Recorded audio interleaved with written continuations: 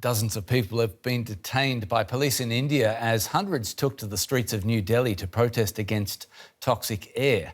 A thick layer of smog is hanging over the Indian capital, pushing up air pollution to dangerous levels and worsening a public health crisis. Delhi residents cannot breathe easy. Every winter, the air pollution in the Indian capital climbs to dangerous levels, and residents want the government to do something about it. They say they miss breathing clean air. It is so crucial to speak up because the air we breathe has become so polluted that living itself has become difficult.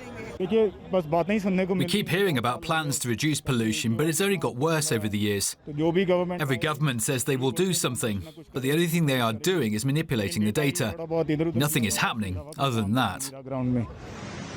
From October onwards, a thick haze containing dangerous microparticles smothers the city. Delhi's air pollution problem stems from vehicle emissions, smoke from agricultural fires, and dust from construction. It's exacerbated by the city's topography and a lack of wind in winter. Over the past 2 weeks, the pollution has reached hazardous levels multiple times, according to the Air Quality Index. It's recommended that Delhi's more than 30 million residents wear masks, do not exercise outdoors, keep windows closed at home, and run air purifiers. We get severe coughs, often because of the polluted air and dust, especially when we travel in a two-wheeler. Irrespective of the masks, breathing becomes challenging in the open.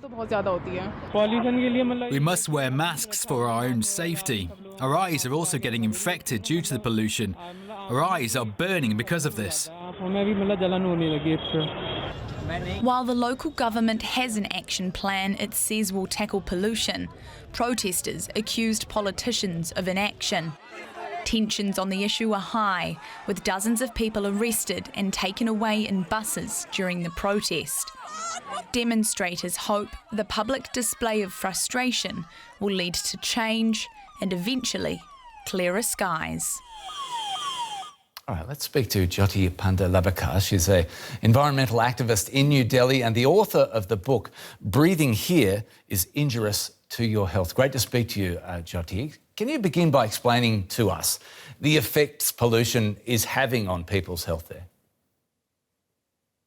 So the short-term effects are not what I'm worried about, which are seasonal coughs and asthma. What I'm more concerned about are the long-term effects, which are irreversible. There is irreversible health harm that pollution causes. This is India's silent pandemic in a way, pandemic in slow motion, because a lot of non-communicable diseases are triggered by this very dangerous level of air pollution, things like strokes and heart attacks and COPD, diabetes. I mean, you name it, and air pollution triggers it because these tiny particles go into every organ of the human body because they're able to bypass the body's natural defenses, and they get into our lungs and through that into our bloodstream and therefore travel to every organ. So the health harm is huge.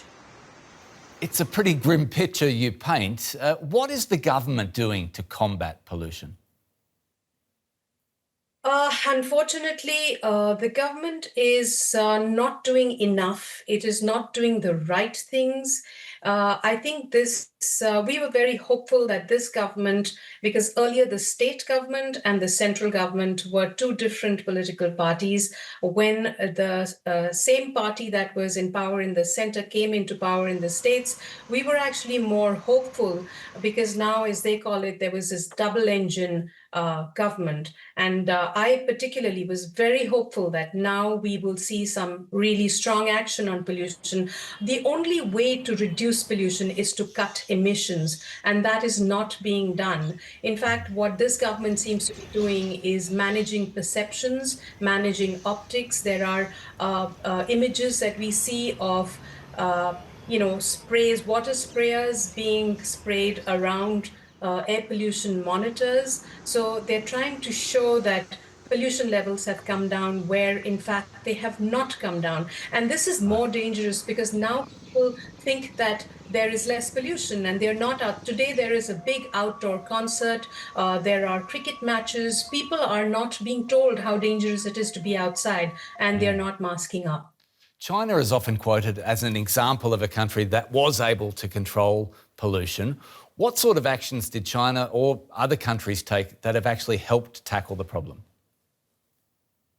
China actually focused on the right things, which was cutting emissions. I think the way they did it was enforcement right from the top down, where fossil fuel use was reduced. And I think if we tried to focus more on our renewable energy growth and tried to cut our dependence on coal and at least bring, there are these thermal power plants which are close to very densely populated areas, and they had very strong pollution emission norms, which have actually been rolled back in July. So what China did was the right thing, and they implemented it all the way from the top all the way down, and they did it in a watershed, the airshed pattern where it was not just done in one part, because in India, pollution is an all India problem, and it's there through the year. It's not just a winter problem. In the winter, you can see it more, but we have pollution through the year, and it needs to be done in a strategic policy way with enforcement, which is really not happening in the country.